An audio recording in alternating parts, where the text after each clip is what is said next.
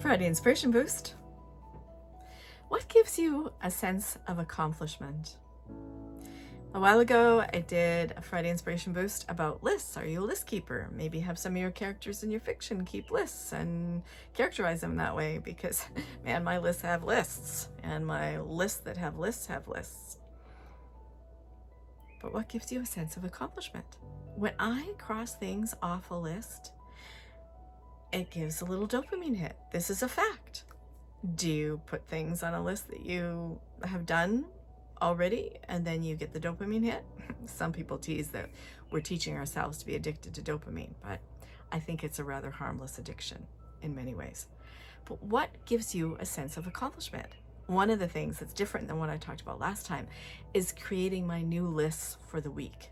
That when it hits to be Friday, Sunday at the latest, but Friday, I love clearing off my lists that I had for Monday, Tuesday, Wednesday, Thursday, Friday, and putting things on next week that maybe didn't get done or things that are cyclical and repeating. But it's a sense of joy to have my list all nice and neat. And the sense of accomplishment of you can do it reminds me of my niece, Aubriella, a moment when my good friend and I, both in our early 60s, are moving a dresser into her mother's house. And it was probably a little bit heavier than what we should have been doing.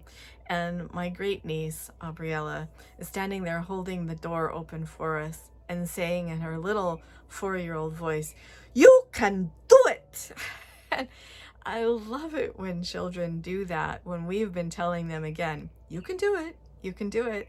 And their voice, but her voice is the one that I hear in my head when I'm pushing myself to do something new, when I'm trying something new. So what are you trying to do? And give yourself that sense of accomplishment when you take a little baby step towards it.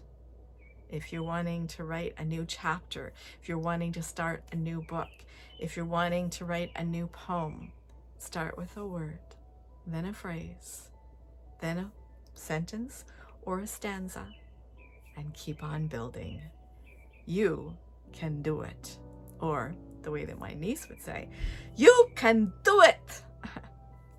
Go right. Bye for now. September 11th is the next Writing Through Grief workshop with Suzanne Jabor and myself, Rusty Lehey.